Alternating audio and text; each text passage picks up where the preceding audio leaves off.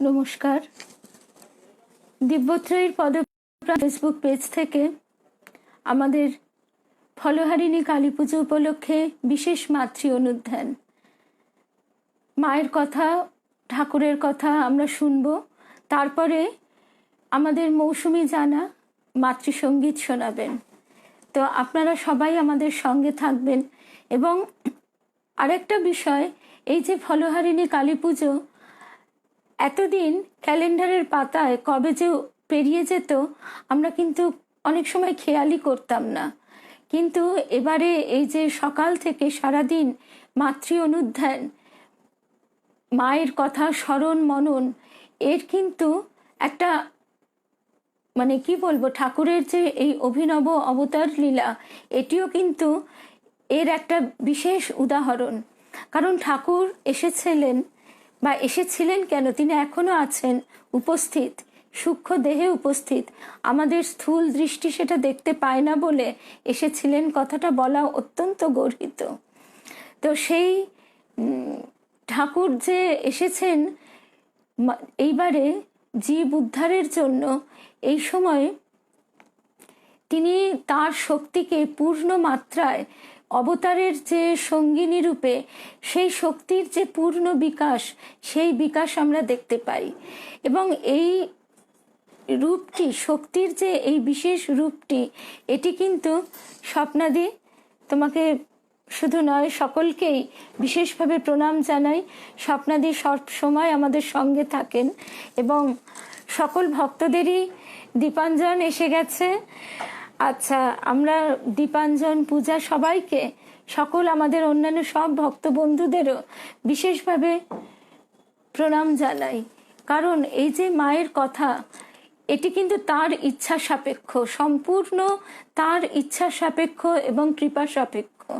এবং এই যে ঠাকুর এসেছেন যুগ প্রবর্তনের জন্য, এই যুগ প্রবর্তন বিষয়টি কি, যে যুগে নারীর সম্মান নেই বা যে জাতিতে নারীর সম্মান নেই, সেই জাতি কোনোদিন বড় হতে পারে না। স্বামীজি এই কথা বারবার বলতেন। কেন পারে না?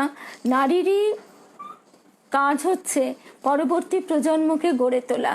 পুরুষ তার বীজটি দিয়েই তার কাজ শেষ, কিন্তু তারপরে তাকে ধারণ প্রতিপালন করার দায়িত্ব নারীর। এই কথা আমরা যুগ যুগ ধরে দেখে আসছি। কিন্তু স্বামী পূর্ণাত্মানন্দ মহারাজ একটু আগেও যে কথাটাই বলছিলাম, যে নারীর মধ্যে যে সেবা, শ্রী, সৌন্দর্য, কমনীয়তা থাকে, সেগুলো পুরুষ তার পেতে পেতে মনে করে নিয়েছিল তার হকের পাওনা। এবং যে জিনিস মানুষ খুব সহজে পায়, তার যথার্থ মূল্যায়ন সে কোনোদিনই করতে পারে না। স্বামী পূর্ণাত্মানন্দ এই কথাটি বলছেন। তা ঠিক সেই রকমভাবেই নারীরও অবমূল্যায়ন শুরু হয়েছিল, তার প্রতি যে অনাচার অবিচার। এবং সেইখান থেকে নারী শক্তিকে জাগিয়ে তোলবার জন্যই ঠাকুরের কিন্তু এই ফলহারিণী কালী পুজোর দিন মায়ের মধ্যে বিশেষভাবে দেবী শক্তি, অনন্ত দেবীর যে ভাব, সেই অনন্ত দেবীর ভাবকে একেবারে কেন্দ্রীভূত করে নীরবে নিভৃতে এই একটি কক্ষে, যেখানে সেদিন রানী রাসমণির বাগানে হৈ হৈ করে আলোকে উজ্জ্বলভাবে মায়ের পূজা হচ্ছে, সেখানে তিনি সেই নীরবে সেই যে মাকে, মানবীকে, একজন মানবীকে দেবী রূপে করলেন। এবং সেই যে যুগান্তকারী বিপ্লবটি ঘটে গেল সকলের অলক্ষ্যে, আজকে কিন্তু তার ফল আমরা ক্রমশ পাচ্ছি এবং দেখতে পাচ্ছি সেই ফল কত সুদূর প্রসারী। তো এই যে, এবং মা এই পূজা প্রসঙ্গে কিন্তু কথাও বলেছেন যে তখন চারিদিকে সবাই বাগানে, তখন তো রাসমণির বাগান বলা হতো, সবাই সেখানেই ব্যস্ত, এখানে সেরকম কেউ ছিল না। এবং ওই ঋদু সে একটু যা জোগাড় করে দিয়েছিল, মা নিজেই কিন্তু সেই কথা পরবর্তীকালে বলছেন, এবং তিনি সেটাও বলছেন যে তিনি তাকে সম্পূর্ণ যেভাবে দেবীর বোধন ঘটিয়ে পূজা করা হয় সমস্তই করেছিলেন, কিন্তু তার তখন যেন কোনো বাহ্য জ্ঞানই ছিল না, এবং পূজারী এবং যিনি পূজিতা হচ্ছেন দুজনেই কিন্তু বাহ্য জ্ঞান শূন্য অবস্থায়, সমাধিস্থ অবস্থায় এক অতীন্দ্রিয় জগতে বিরাজ করছিলেন। তো সেই ভাব যাতে, সেই ভাবের যে ফল, সেই ফল তারা জগৎ উদ্ধারের জন্য, জীব কল্যাণের জন্য আমাদের জন্য রেখে দিয়েছেন। এবং ঠাকুর কিন্তু সেই ভরসাই দিচ্ছেন যে বাপের সম্পত্তি ছেলে ভোগ করে। তো এই যে ফলহারিণী কালী পূজা, এই ফলহারিণী কালী পূজার মূল কথাটাই হচ্ছে যে দেবী কালিকা হচ্ছেন যে অনন্ত শক্তি, সেই শক্তির প্রতীক। এবং আরেকটাও জিনিস খেয়াল করবার মতো যে সমস্ত দেবদেবীর কিন্তু বাহন থাকে, একমাত্র দেবী কালিকার কোনো বাহন নেই। অর্থাৎ দেবী কালিকা যে সৃষ্টির মূল উৎস, সেইটি কিন্তু সাধক এইভাবেই তার ধ্যান নেত্র দ্বারা তিনি সেটি বিশেষ রূপে বুঝতে জানতে পেরেছেন। এবং সেই জন্যই দেবী কালিকার রূপ কল্পনায় কখনোই কোনো বাহন দেখা যায় না। স্বামী সোমেশ্বরানন্দ মহারাজ এইভাবেই কিন্তু বুঝিয়ে দিয়েছেন। আচ্ছা, তা সেই জন্যই সেই মহাকালীর যে রূপ, সেই মহাকালীর রূপকে আমরা একেবারে মানবী রূপের মধ্যে পাচ্ছি। এবং যে মানবী রূপের মধ্যে তার কথা, আমরা মায়ের কথা তো আমরা সবাই পড়ি, সবাই জানি। সেই লীলা অনুধ্যান করলে আমরা দেখতে পাবো যে আমরা যেন মানে জীবনের প্রতিটি ছত্রে ছত্রে কিভাবে আমাদের এগোনো উচিত, কিভাবে আমাদের সংসার ধর্ম করা উচিত, কিভাবে দাম্পত্য জীবন প্রতিপালন করা উচিত, প্রত্যেকটা জিনিস কিন্তু মা আমাদের শিখিয়ে দিচ্ছেন। এবং মা সেখানে ঘরের বনের বেদান্তকে ঘরে নিয়ে এসেছেন। ঘরে বসে, সংসার ক্ষেত্রে বসে মা সেখানে বুঝিয়ে দিচ্ছেন যে ব্রহ্মজ্ঞান কি, এবং সংসারের মধ্যে সবকিছুর মধ্যে থেকেও কিভাবে ঊর্ধ্ব চেতনার সঙ্গে নিজেকে সংযুক্ত রাখতে হয়।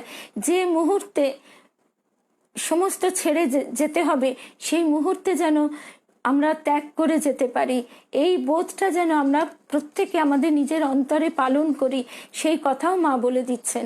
আবার এই যে ঠাকুর, তিনি ছিলেন একদিকে যেমন সন্ন্যাসী শ্রেষ্ঠ, একদিকে তেমনি গৃহী শ্রেষ্ঠ। এবং গৃহী শ্রেষ্ঠ রূপে তিনি গৃহীদের প্রতি বিশেষ তার ভালোবাসা ছিল। তার কারণ হচ্ছে অবতারের আবির্ভাব বা ধর্ম কোনোটাই কিন্তু সমাজ এবং জীবনকে বাদ দিয়ে নয়। তো এই যে একটি সুন্দর সমাজ গড়ে উঠতে গেলে সুন্দর একটি গার্হস্থ্যাশ্রমেরও প্রয়োজন। যতক্ষণ না সেই রকম উপযুক্ত পিতামাতা তৈরি হয়, ততক্ষণ কিন্তু সেই সুসন্তানও আমাদের সমাজে আবির্ভাব ঘটতে পারে না। তো সেই জন্য সংসারকে কিভাবে সুন্দর করতে হয়, এবং সংসারকে শুধু সুন্দর নয়, সেই সৌন্দর্য ত্যাগের উপর প্রতিষ্ঠিত শিক্ষা আমরা যারা ঠাকুর মায়ের ভাব নিয়ে চলতে চাই, তারা প্রত্যেকে এটা আমরা অনুভব করি যে আমাদের সমস্ত কিছুই ত্যাগের উপর যদি আমরা প্রতিষ্ঠিত করতে না পারি, তার কিন্তু কোনো মূল্য নেই। যে কথা আজকে আমরা সকালেও এই সমাজকে দেখবার জন্য আমরা সেই সাহিত্য, যেহেতু সমাজের দর্পণ, প্রভাত কুমার মুখোপাধ্যায়ের যে দেবী গল্প, এবং যার থেকে বিখ্যাত একটি সিনেমা সত্যজিৎ রায় তৈরি করেছেন, সেখানেও আমরা যে দেবীকে দেখছি দয়াময়ী, তাকে কি করা হচ্ছে, তার মধ্যে একটা দেবীত্ব আরোপ করা হচ্ছে, কিন্তু আদৌ সে দেবী নয়। এবং যিনি আরোপ করছেন তার যে ভক্তি, তার ভক্তি কিন্তু সম্পূর্ণরূপে কামনা বাসনা নিঃসৃত, সেখানে কিন্তু রাগ ভক্তি নেই। আর যখনই তার অন্যান্য ভক্তরা, গ্রামবাসীরা, তাদের কামনা বাসনা চরিতার্থ হচ্ছে, তা যখনই পূর্ণ হচ্ছে, তখন তারা আরো ভাবালুতায়, অন্ধ সংস্কারে আচ্ছন্ন হয়ে আরও কামনা বাসনা জর্জরিত হচ্ছে। ভাগবতে এই জন্যেই একটি অপূর্ব কথা বলা আছে যে যখন তোমার কামনা চরিতার্থ হবে তখন তুমি আরও লোভী হয়ে যাবে, আবার যখন তোমার কামনা চরিতার্থ হবে না তখন তুমি আরও ক্রোধী হয়ে উঠবে। এই কথাগুলো কিন্তু আমাদের নিজেদের জীবন দিয়ে বুঝতে হবে, তবেই তার সার্থকতা। তো সেই রকম ঠিক এই যে মাকেও ঠিক একই কথা আমরা যখন সকালে বেদান্ত দর্শন পেজ থেকে শ্রী গোকুল বলে একজন ভক্তের স্মৃতিচারণ পড়ছিলাম, তখনও দেখলাম যে তারও কিন্তু প্রথমে মনে হচ্ছে যে একজন সরলা বালিকাকে জগৎজননী রূপে লোকে প্রচার করছে, এবং খানিকটা যেন তিনি নিজেও তার ওপর তিনি নিজেও সেটা বিশ্বাস করতে শুরু করেছেন। ঠিক দেবীতেও লেখক কিন্তু সেই কথাই বলেছেন যে দয়াময়ী সে নিজেও একসময় জীবনের সাধারণ স্বাভাবিক ছন্দ হারিয়ে ফেলে নিজেকে দেবী ভাবতে শুরু করলো, কিন্তু সমস্ত কিছু তার ভেঙে গেল যখন তার একটি ঘটনার মধ্যে দিয়ে তার ছেলের প্রাণ রক্ষা হলো না, তাকে সে সারিয়ে তুলতে পারলো না, এবং দেখা গেল তার শ্বশুরমশাই এবং সেই ভাসুর যারা একান্তভাবে তার উপর নির্ভর করেছিল যে তার দেবীত্ব দিয়ে তার শিশুটির প্রাণ রক্ষা করবে, সেটি যখন হলো না তখন কিন্তু সমস্ত কিছু ভেঙে চুরমার হয়ে গেল, এবং সেই যে দয়াময়ী সেও কিন্তু অন্ধকারে হারিয়ে গেল। তাই এই যে সমাজ যে চোখে দেখছে বা দেখতো, সেখান থেকে আজকে আমাদের কিন্তু অনেক পরিবর্তন হয়েছে, এবং এই যে যুগ প্রবর্তক রূপে আজকে ঠাকুর, আমাদের প্রাণের ঠাকুর অবতার বরিষ্ঠ শ্রী শ্রী রামকৃষ্ণ এবং মা শারদা এবং স্বামীজি, তাদের যে এই তিনজনের মধ্যে এই দিব্যত্রয়ী বলা হয়, অনেকে আমরা বলি, কিন্তু তার সবচেয়ে বড় কথা তিনি আমাদের প্রাণের ঠাকুর মা স্বামীজি এই একই শক্তি বিভিন্নভাবে বিভিন্ন রূপে খেলা করছে। ঠাকুরের মধ্যে যে শক্তি সেটাই মাতৃরূপে মায়ের মধ্যে, আবার সেটাই যে বিশ্বপ্রেম, প্রকৃত প্রেম কাকে বলে সেটা আমরা কোনো মতেই আমাদের মধ্যে সেটা আসে না। এই যে সমদর্শী ভালোবাসা, আমাদের প্রত্যেক ভালোবাসার পেছনে কিন্তু কিছুটা শর্ত এবং স্বার্থ থাকে। তো এই যে সমস্ত ভাবগুলো, এই বিভিন্ন ভাবের বিকাশ আমরা ঠাকুর মা স্বামীজির মধ্যে দেখতে পাই, এবং তার অন্যান্য পার্শ্বদের মধ্যেও অংশরূপে তো নিশ্চয়ই দেখতে পাই। তা এই যে মায়ের মধ্যে, কারণ মা হচ্ছেন আমাদের সমাজ জীবন বাদ দিয়ে তো ধর্ম হতে পারে না। তো এই সমাজকে উদ্ধারের জন্য, মানব জীবনকে উদ্ধারের জন্য তার আগমন। তো সেই আগমনে নারী শক্তিকে তিনি প্রতিষ্ঠা করলেন, নারী জাগরণ যদি যতক্ষণ না ঘটে ততক্ষণ সমাজে পরবর্তী প্রজন্ম কিছুতেই সুন্দরভাবে তৈরি হতে পারে না। এবং যে কথাটা একটু আগে মনে করতে পারিনি, যে মা শারদা সেবাশ্রম ফেসবুক পেজ থেকে যে বলছিলাম, যে কথাটা মনে পড়ছিল না, সেটি ভক্তমালিকা গ্রন্থ থেকে বের করেছি। সেখানেই বলি যে ঠাকুর তো বারবার বলছেন যে মায়ের আঁচলেই ব্রহ্মজ্ঞানের চাবিটি বাঁধা, এবং ঠাকুর মাকেই বারে বারে শ্রেষ্ঠতর রূপে প্রতিষ্ঠিত করছেন। এবং আরও একটা জিনিস লক্ষণীয়, যে এবারের লীলায় ঠাকুর পুরুষ রূপে এলেও তার যে নারীর প্রতি, তার সঙ্গে যে শক্তির অবতরণ ঘটেছে পৃথিবীতে, সেখানে শক্তির যে সম্মান। কারণ একদম প্রথমে আমরা দেখতে পাই যে ধনী কামারটি তার কাছে সত্য রক্ষার জন্য তিনি উপনয়নের পর ভিক্ষা মা রূপে তার কাছ থেকে ভিক্ষা গ্রহণ করছেন। এক তো এই যে জাতি ধর্মের প্রতি আমাদের যে একটা মনোভাব, সেই মনোভাব থেকে মানুষকে যে ছোট চোখে দেখা, তাকে বিচার করা, যে সে ব্রাহ্মণ কি ব্রাহ্মণ নয়, সে কোন জাত, এই যে বিচারগুলো, এই বিচার থেকে আমরা অনেকটা এখন এগিয়ে এসেছি। কিন্তু সেই এগোনোর মূলেই তো ঠাকুর এবং মা।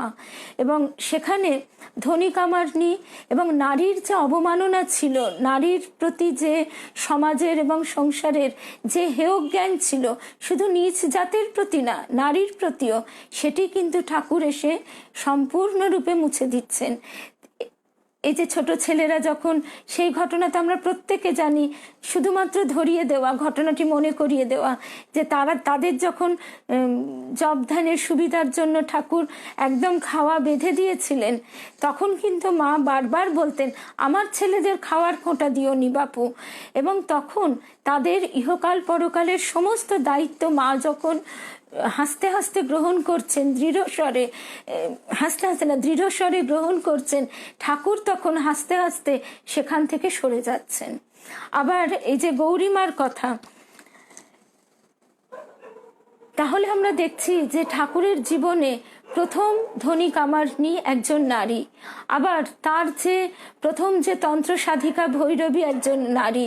তন্ত্র সাধিকা ভৈরবী তাকে পণ্ডিতদের কাছে ঠাকুরকে যে প্রতিষ্ঠিত করছেন অবতার রূপে, তিনি তো সেই নারী রূপের মধ্যে দিয়েই শিবের প্রতিষ্ঠা, শক্তির মধ্যে দিয়েই কিন্তু শিবের প্রতিষ্ঠা। শক্তি কিন্তু আমাদের শিবের সঙ্গে পরিচয় করিয়ে দেয়, এ কথা আমরা শাস্ত্রে এত দেখছিলাম, কিন্তু আমরা চাক্ষুষ সেটা দেখিনি। এবারে আমরা সেটাই দেখছি যে শিব, স্বয়ং শিব শ্রীরামকৃষ্ণ, তার সঙ্গে পরিচয় জগৎ সংসারকে তার সঙ্গে পরিচিত করিয়ে দিচ্ছে কে? শক্তিরূপী নারী। তারপরে গৌরীমা তিনিও বলছেন, তিনি ছিলেন অত্যন্ত বিদুষী। তিনি বলছেন, শ্রীরামকৃষ্ণ ও শ্রী চৈতন্য এই দুই অভেদ শ্রোতা যখন আপত্তি করিলেন যে মানুষ ও দেবতা এক হইতে পারে না, তখন গৌরীমা সদর্পে দাঁড়াইয়া কহিলেন, যেই রাম সেই কৃষ্ণ, সেই এবে রামকৃষ্ণ, ইহা বলিয়া সে স্থান পরিত্যাগ করিলেন। তো এই যে বিখ্যাত উক্তিটি, যেই রাম সেই কৃষ্ণ, সেই এবে রামকৃষ্ণ, এই কথা কিন্তু প্রথম তার মানে একজন নারীর কণ্ঠেই ধ্বনিত হলো।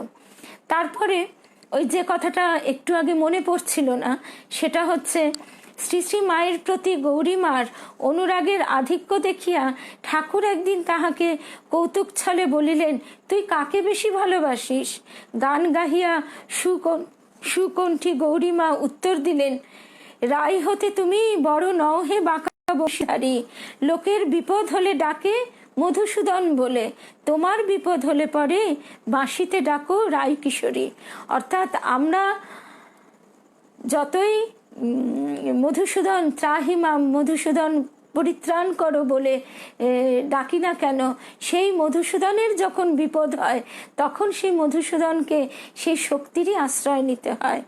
গান শুনিয়া মাতা ঠাকুরানী কুণ্ঠায় গৌরীমার হাত চাপিয়া ধরিলেন, ঠাকুরও হার মানিয়া হাসিতে হাসিতে চলিয়া গেলেন। তো সেই রকম আমরা যে এই শুধু ফলহারিণী কালী পুজোর দিন মাকে মানবী রূপে পূজা করার মধ্যেই নারী জাগরণের সূচনা দেখছি, তা নয়। ঠাকুরের অবতার লীলা অনুধ্যান করলে আমরা দেখতে পাবো যে তার প্রতিটি লীলার ছত্রে ছত্রে নারীর প্রতি যে অসাধারণ সম্মান, তা কিন্তু বিচ্ছুরিত হচ্ছে। আর একটি কথা যে আমরা অনেক সময় কিন্তু কথায় কথায় পাই, কথামৃতের অনেক কথাতেই, যে কামিনী কাঞ্চন ত্যাগ,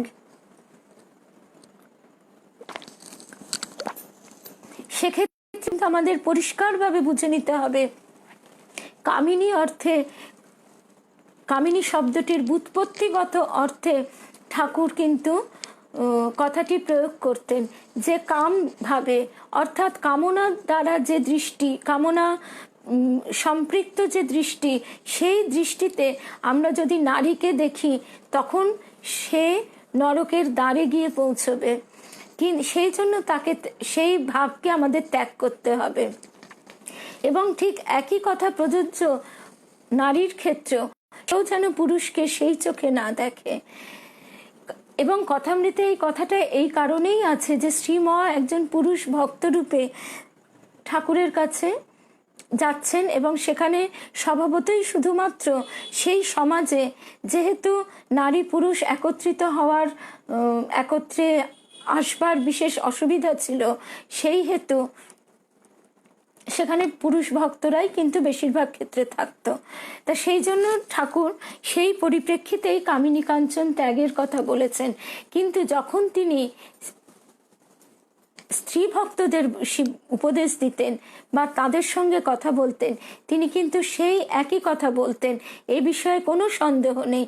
কারণ সেই একই কথার প্রতিধ্বনি আমরা মায়ের কণ্ঠে পাচ্ছি।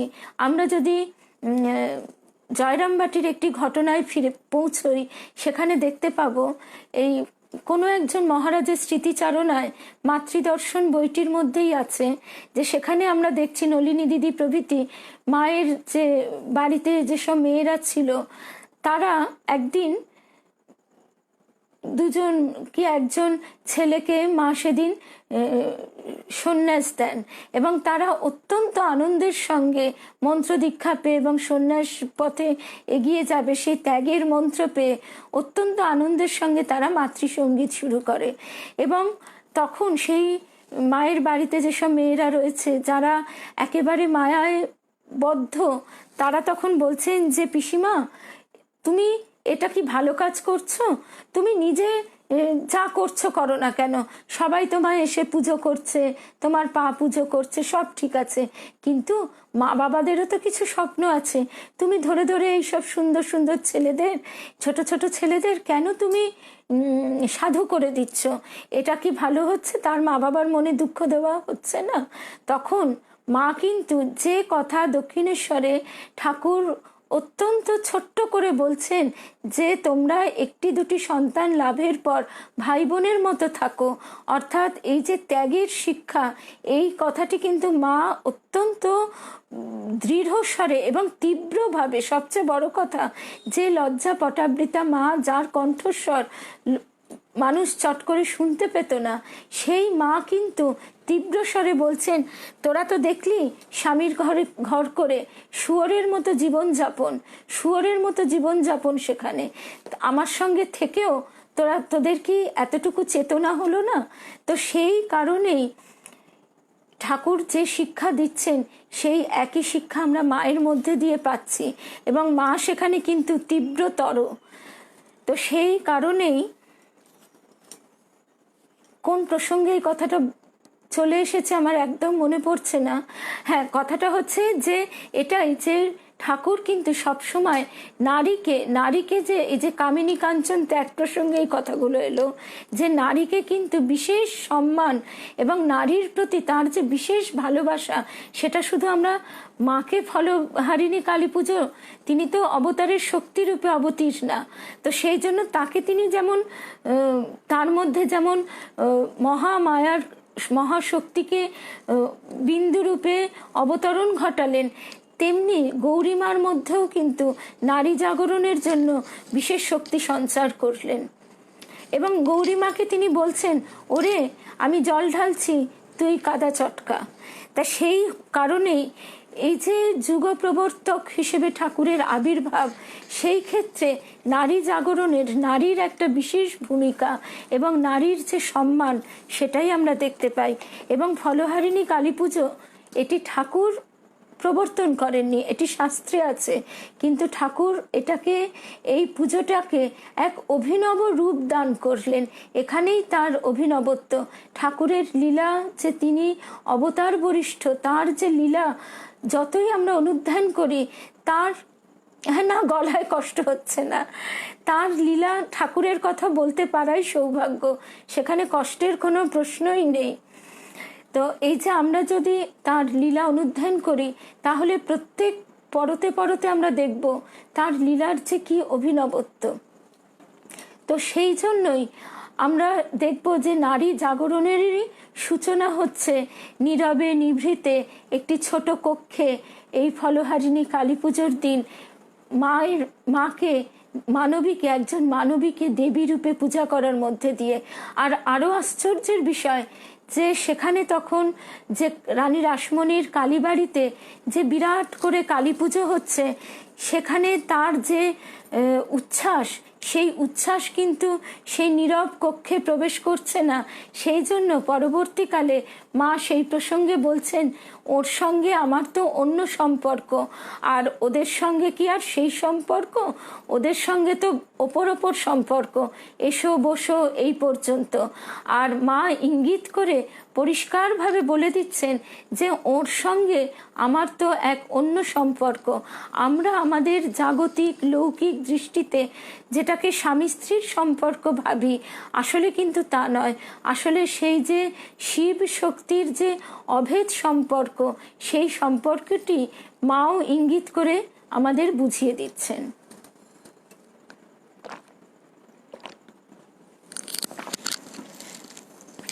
তো মায়ের যে এই কালী রূপ, সেই কালী রূপ মা কখনো কখনো কারোর কাছে প্রকাশ করতেন। কেন প্রকাশ করতেন না? তার প্রধান কারণ হচ্ছে, যার কাছে প্রকাশ করবেন সেই আধার যদি উপযুক্ত না হয় তাহলে সে ধারণ করতে পারবে না। আমি একটা 5 কেজির বাটখারা ধরতে পারি, আমার হাতে যদি একটা 5000 বা 500 কিলোর বাটখারা দিয়ে দেওয়া হয় তো আমি তো ভেঙে পড়ব। তো ঠিক সেই রকম ঠাকুর যেটা বলতেন যে আধার উপযুক্ত না হলে সেখানে তো দেওয়া যায় না, কৃপাও দেওয়া যায় না, উপলব্ধিও দেওয়া যায় না। যে সবই হচ্ছে এক পোয়া পাত্র, সেখানে কি করে 150 দুধ ধরবে? তো সেই জন্যই মা কিন্তু সকলের কাছে তার মানবী রূপটি বিশেষভাবে ব্যক্ত করতেন, কিন্তু সেই মানবী রূপের মধ্যেই দেবী ভাবের আভাস বা ইঙ্গিত সুস্পষ্ট। কারণ আমরা ওই গোলাপ মা, যোগীন মার সেই ঘটনাটা যদি একটু মনে করি তাহলে আমরা দেখতে পাবো যে এক ভক্ত মহিলা এসেছেন, এসে তিনি স্থির করতে পারছেন না যে কে মা। তিনি একবার জিজ্ঞাসা করছেন গোলাপ মাকে, কখনো যোগীন মাকে, আবার কখনো মাকেই। তখন সবাই রহস্য করছে। মাও হাসতে হাসতে গোলাপ মাকে দেখিয়ে দিচ্ছেন যে না ওই মা। তখন শেষকালে গোলাপ মা বলে উঠলেন, তুমি কি চোখের মাথা খেয়েছো গা? বুঝতে পারো না দেবীর মুখ আর মানবীর মুখ কি এক হয়? তার অন্যান্য ভক্তরাও ঠিক একই কথা বলতেন যে এটি আশ্চর্য যে ঠাকুরের যে এই বিশেষ শক্তি, তার সমস্ত সাধনার ফল জপের মালাটি পর্যন্ত তিনি মায়ের পায়ে এই ফলহারিণী কালী পুজোর দিন নিবেদন করেছেন। সেই শক্তিকে মা কিভাবে ধারণ করেছেন, সেই জন্য নিবেদিতা বিস্মিত হয়ে বলেছিলেন যে ঠাকুরের বিশ্ব প্রেম, এই বিরাট শক্তি ধারণের আধার পাত্র হচ্ছেন মা। আর ঠাকুর আবার বলতেন তার যে অসাধারণ উপমা, সেই উপমা দিয়ে বলতেন, বড় সায়রে হাতি নাবলে জল তোলপাড় করে না, কেউ টেকটি পায় না, কিন্তু ছোট সায়রে হাতি নামলে সে জল তোলপাড় হয়ে যায়। এমনকি ঠাকুরের মধ্যেও কিন্তু ভক্তরা বলতেন যে ঠাকুর মানে যে ভক্তরা ঠাকুরকেও দেখেছে কাছ থেকে, মাকেও দেখেছে, তারা বলতেন কি, তারা বলতেন যে ঠাকুরের মধ্যেও আধ্যাত্মিক ঐশ্বর্য বারে বারে প্রকাশিত হতো, মুহুর্মুহু তার ভাব সমাধি হতো, কিন্তু মায়ের মধ্যে কিন্তু কিচ্ছুটি বোঝা যেত না, কিচ্ছুটি বোঝার উপায় নেই। উপরন্তু তিনি আবার তার ভক্ত মহিলাদের বলতেন, মানে গোলাপ মাকে বা যোগীন মা কাকে তিনি যেন বলেছিলেন যে ঠাকুরকে যেন একটু বলো না, আমারও যাতে একটু ভাবটা হয়। তো আবার এই যে যোগীন মাই বাকি গোলাপ মা সেটি পরিষ্কার মনে করতে পারছি না, কিন্তু এই দুজনেরই কোনো একজন মহিলা ভক্ত ঠাকুরের কাছে গেছেন, সেখান থেকে মায়ের কাছে নহবতে গেছেন। নহবতে গিয়ে দেখেন যে মা সেখানে আটা ঠেসছেন, কারণ ভক্ত সমাগম তো লেগেই থাকতো এবং তাদের খাওয়ার জন্য মা সদা ব্যস্ত। তারপর তিনি গঙ্গার ধারে গিয়ে দেখেন যে ঠাকুর স্বয়ং বসে আছেন এবং তার বাম উরুর ওপর বসে আছেন মা, স্বয়ং মা বসে আছেন, লক্ষ্মী রূপিণী বা শিবানী রূপিণী, যাই ভাবা হোক না কেন, তিনি নিজের চোখে বিশ্বাস করতে না পেরে ছুটে মায়ের কাছে গিয়ে দেখেন যে না, মা তো সেই আটা ঠুসছেন। আবার ছুটে তিনি ঠাকুরের কাছে আসেন। ঠাকুর তখন হাসতে হাসতে স্বীকার করেন, হ্যাঁ, তিনি যা দেখেছেন তা ঠিক, যথার্থ। তো এইভাবে তিনি, ঠাকুর এবং মা দুজনেই, তাদের যে অনন্ত ভাব, সেই অনন্ত ভাবের ছিটে ফোঁটা মাত্র কখনো কখনো ভক্তদের বা সাধকদের দিয়েছেন। তা সেই পর্যায়ে না পৌঁছলে তারা যদি তাদের ভাব প্রকাশও করেন, ওই যে আমরা সেটা ধারণ করতে, গ্রহণ করতে পারবো না, আমরা সেখানে অজ্ঞান হয়ে যাব।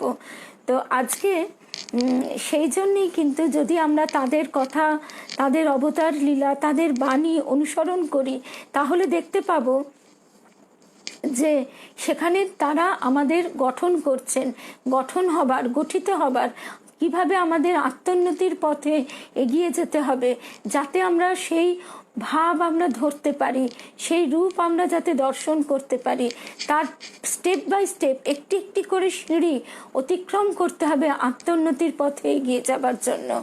এবং তারপরে উপযুক্ত হলে তিনি কৃপা করে যতটা বোঝাবার, যতটা জানাবার, ততটাই জানিয়ে দেবেন। সেই জন্যই এই তাদের কথা আমাদের প্রতিনিয়ত অনুধ্যান এবং অনুসরণ করার প্রয়োজন। আর সেই কাজ আমরা সংসার ক্ষেত্রে বসেও করতে পারি। আমাদের গুরুদেব বলতেন যে সংসারে অনেক কিছু সহজ, সংসার শিক্ষাক্ষেত্র, এবং এখানে আমরা যে আঘাত ইত্যাদি পাই, সেই আঘাতে গঠন হয় তাড়াতাড়ি। তো এই তো গেল মায়ের যে শিক্ষা, ঠাকুরের যে উপদেশ, শিক্ষা, সেগুলো গ্রহণ করে আমরা কিভাবে আত্মোন্নতির পথে যাব। এরপরে আজকে মায়ের, এটি তো হলো মানবী রূপ, কারণ স্বয়ং মা কালীর সঙ্গে আমাদের কোনো ইন্টারাকশন হওয়া সম্ভব নয়।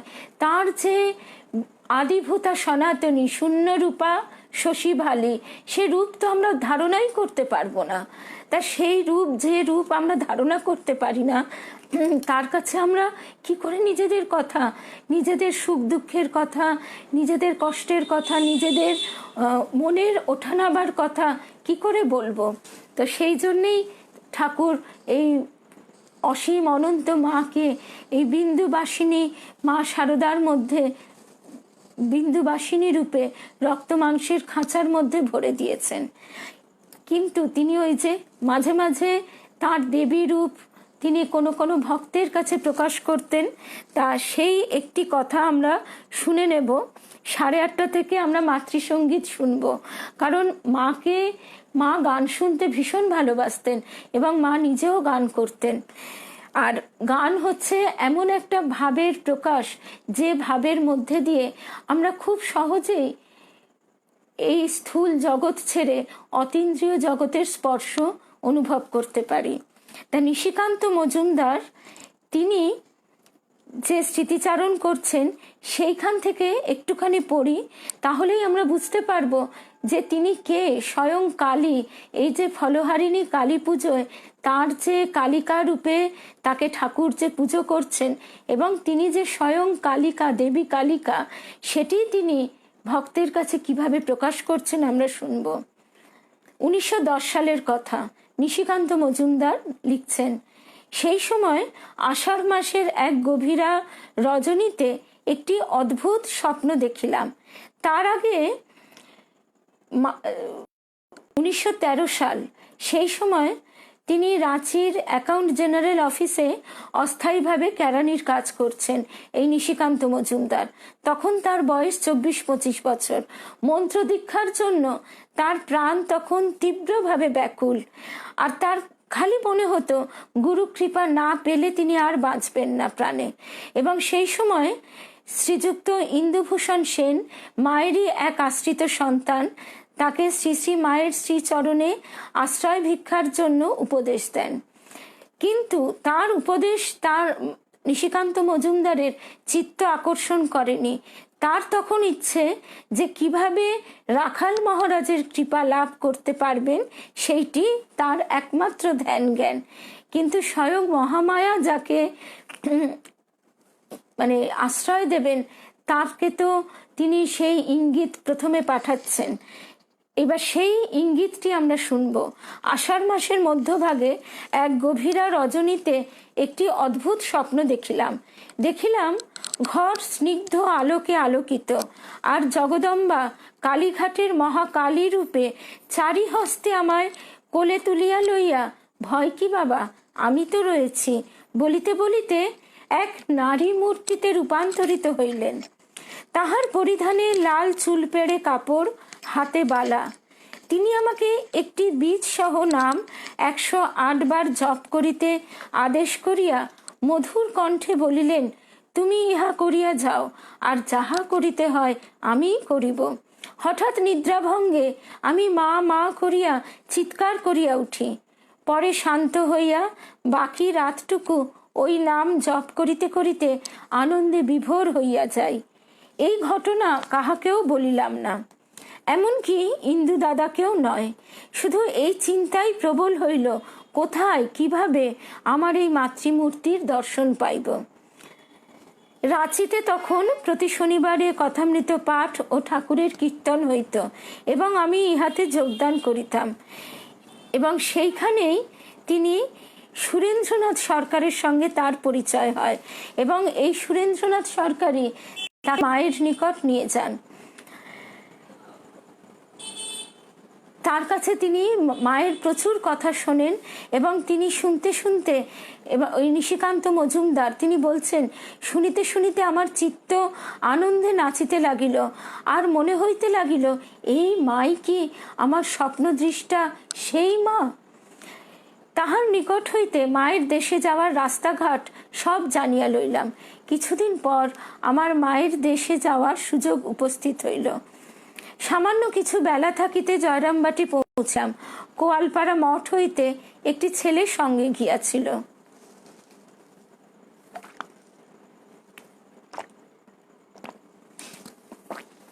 সে সোজা মায়ের বাড়ির ভিতরে চলিয়া গেল। আমি মুখ হাত ধুইবার জন্য প্রসন্ন মামার পুকুর ঘাটে গেলাম। তথা হইতে যেন শুনিতে পাইলাম, ছেলেটি বলিতেছে, একজন ভক্ত আসিয়াছে। হাত মুখ ধোয়া হইলে আমি মায়ের বাড়ির সদর দরজা পর্যন্ত পার হইয়া উঠোনে প্রবেশ করিতেই দেখিলাম বারান্দায় কতিপয় মহিলা বসিয়া আছেন, আর একজন বটিতে তরকারি কুটিতেছেন। তাহলে মায়ের যে এই মানবী রূপ, যে ঘরের মা, ছেলে এসে মাকে কি দেখে? ছেলে বাইরে থেকে এসে সে কাজ করেই ফিরুক কি দূরদেশ থেকেই ফিরুক, সে এসে মাকে তো সবসময় ঘরের কোনো না কোনো কাজেই ব্যাপৃত থাকতে দেখে। তাকে সেখানেও এই মহামায়াকে ঠিক মানবী রূপে, একেবারে ঘরের মা রূপে ভক্ত দর্শন করছে। কিন্তু তাকেই তিনি স্বপ্নে মা কালী রূপে, মহাকালী রূপে, যার 4 হাত, এবং সেই 4 হাত ক্রমে 2 হাত হয়ে তাকে কোলে তুলে নিয়েছে, সেই রূপে কিন্তু মা দর্শন দিয়েছেন। পরে যখন আমি উঠানের মধ্যভাগে উপস্থিত হইলাম, তখন দেখি তিনি আমার দিকে চাহিয়া আছেন। সেই মা, সেই চাহনি, সেই ভাব, মুহূর্তে আমার সব উলটপালট হইয়া গেল। মনে হইতে লাগিল মাই জগজ্জননী, বিশ্বপ্রসবিনী, বিশ্বেশ্বরী। তার আধার কতটা প্রস্তুত যে সেই মা মানবী রূপে একেবারে চারপাশে আরো 5 জন মানবীকে নিয়ে, মহিলাকে নিয়ে তিনি তরকারি কুটছেন। তারা কেউ কিন্তু কিচ্ছু বুঝতে পারছে না। সেখানে এই ভক্ত উপস্থিত হওয়া মাত্র তার দৃষ্ট সেই মায়ের সঙ্গে এই মাকে কিন্তু এক রূপে দেখছে। নির্বাক নিষ্পন্দ হইয়া জ্বরের মতো কিছুক্ষণ দাঁড়াইয়া রহিলাম। মা তখন বটিখানা কাত করিয়া উঠিলেন এবং ঘরের দরজার শিকল খুলিয়া ভিতরে প্রবেশ করিয়া হাতের ইশারায় আমাকে ডাকিলেন। আমি মন্ত্রমুগ্ধের মতো অগ্রসর হইয়া ঘরে প্রবেশ করিয়া তাহার পানে চাহিয়া রহিলাম। সমস্ত নিস্তব্ধতা ভঙ্গ করিয়া মা আমাকে জিজ্ঞাসা করিলেন, হ্যাঁ গা, আমায় কি করে চিনলে? এই আমার জীবনে মায়ের শ্রীমুখ নিঃসৃত প্রথম বাণী শোনা। আমি শাস্ত্র নয়নে রুদ্ধ কণ্ঠে চিৎকার করিয়া বলিলাম, মা, তোমাকে চিনিবার মতো আমার কি সাধ্য আছে? তবে কৃপা করিয়া যতটুকু চিনিয়েছ ঠিক ততটুকুই চিনিয়াছি। মা হাসিলেন। সে হাসিতে আমার সমস্ত জড়ত্ব দূর হইয়া গেল। আমি স্বাভাবিক অবস্থা ফিরিয়া পাইলাম। আর অমনি তাহার শ্রী চরণ তলে পতিত হইয়া দুই হাতে চরণ দুখানি জড়াইয়া ধরিয়া রাখিলাম। মা আমাকে তাহার পদ্ম হস্তে ধরিয়া তুলিলেন এবং বারান্দায় আনিয়া একখানি আসনে বসাইলেন। পুনরায় ঘরে প্রবেশ করিয়া এক গ্লাস ঠাকুরের প্রসাদী মিষ্টির শরবত লইয়া আসিয়া তাহা হইতে নিজে কিছু গ্রহণ করিয়া অবশিষ্ট আমাকে দিলেন। আমি সানন্দে তাহার ওই প্রসাদ গ্রহণ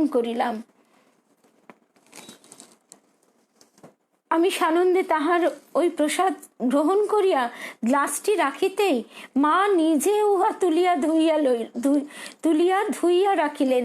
ভাবা যায় যে মাকে এই ভক্ত স্বপ্নে স্বয়ং মহাকালী রূপে, চতুর্ভুজা মহাকালী রূপে দেখেছেন এবং দেখেছেন যে সেই চতুর্ভুজা মূর্তি ক্রমশ দ্বিভুজা মানবী রূপে পরিণত হয়ে তাকে কোলে নিয়ে নিচ্ছেন। সেই মাকে তিনি দেখেই চিনতে পারছেন এবং সেই এঁটো গ্লাসটি মা নিজে ধুয়ে তুলে রাখছেন। এখানে ঘরের মায়ের সঙ্গে কোথায় তফাৎ? এই মানবী রূপের মধ্যে ঠাকুর যদি সেই মহামায়াকে প্রতিষ্ঠিত করে না দিতেন, আমরা সাধারণ জীব অতি অতি আমাদের অবস্থান যে কোথায় সেটা আমরা যদি একটি বার চিন্তা করি, এখন তো অনেক সুযোগ আছে। আমরা যদি এই ইন্টারনেটেই একবার দেখি আমাদের এই যে গ্যালাক্সি, এটি একটি সুদর্শন চক্রের মতো। এর রূপ ঠিক নারায়ণের হাতে যেরকম সুদর্শন চক্র, সেই গ্যালাক্সির একটা মাত্র ওই যে একটা এরকম ছবিতে আঁকলে যেভাবে আঁকা হয় ঠিক সেরকম একটি পক্ষের মধ্যে সৌরজগৎ এক বিন্দু সম রয়েছে তার অবস্থান, এবং সেই সৌরজগতে একটি গ্রহ, সেই গ্রহ পৃথিবী গ্রহে, তার মধ্যে আবার এই বিপুলা বিরাট পৃথিবীর কোথায় আমি আবার এই অহংকার, এই হচ্ছে মহামায়ার মায়া।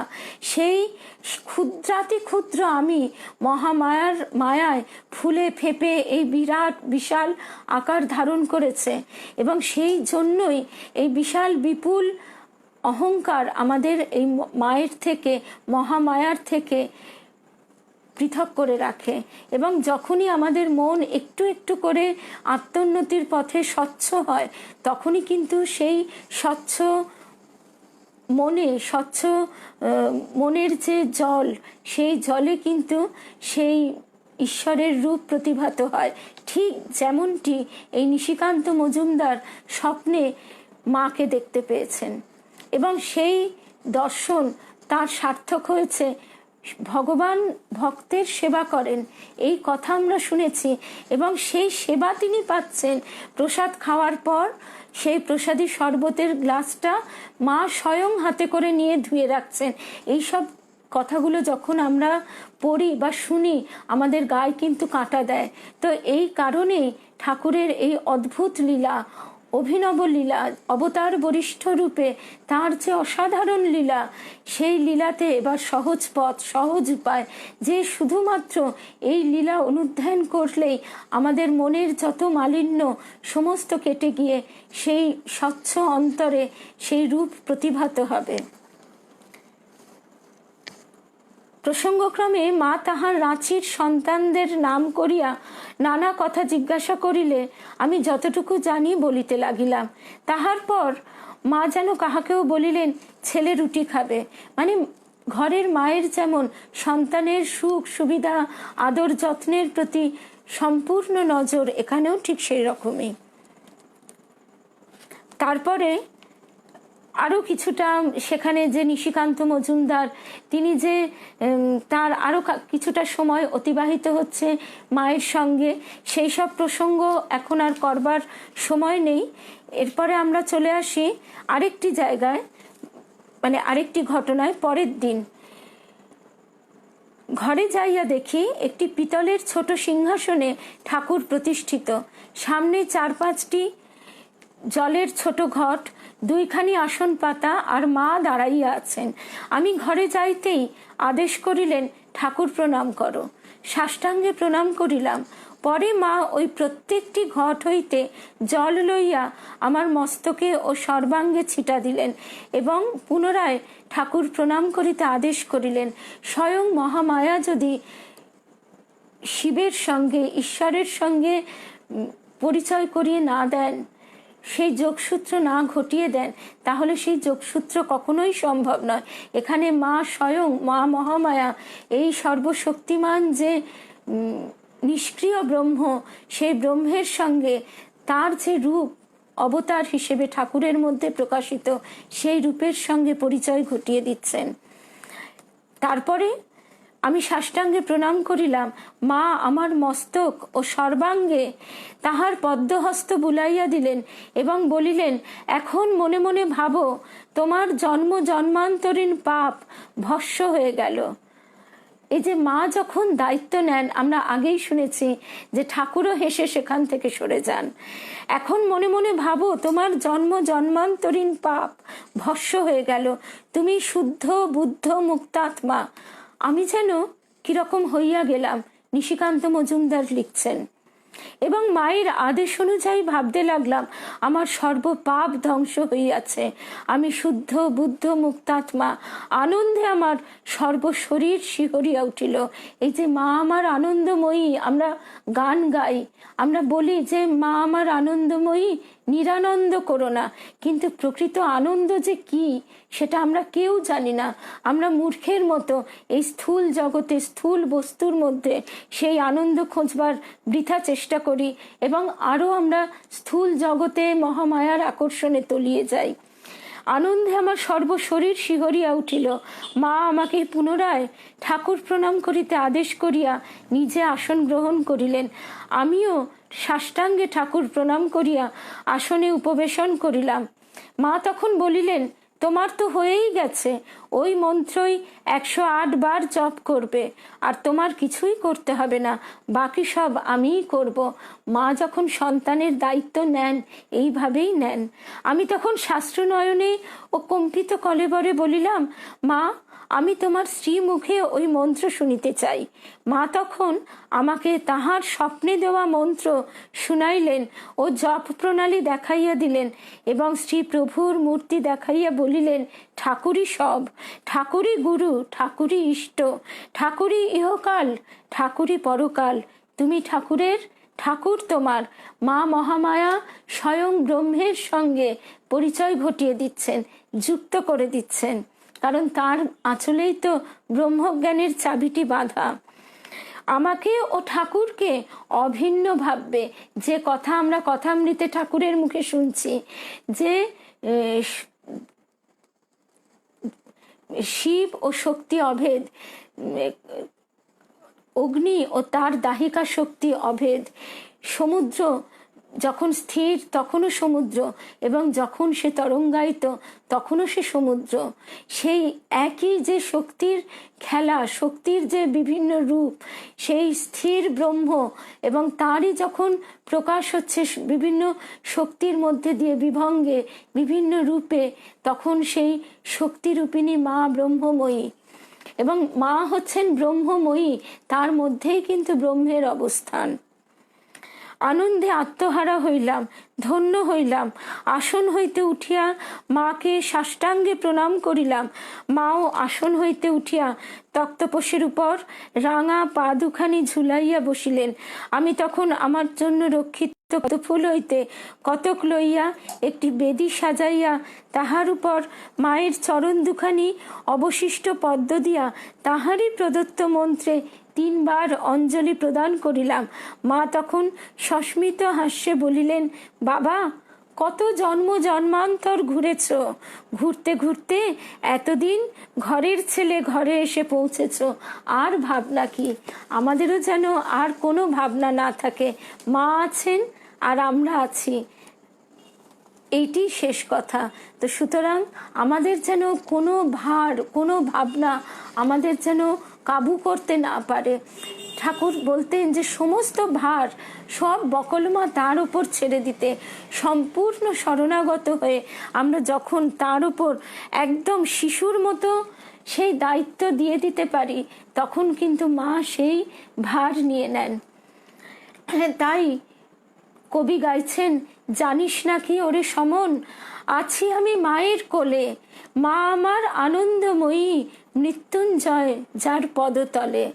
আর জানিস নাকি ওরে সমন, সমন কিন্তু জম নয়। আমাদের গুরুদেব এটা পরিষ্কার করে বুঝিয়ে দিয়েছেন। সমন হচ্ছে কি?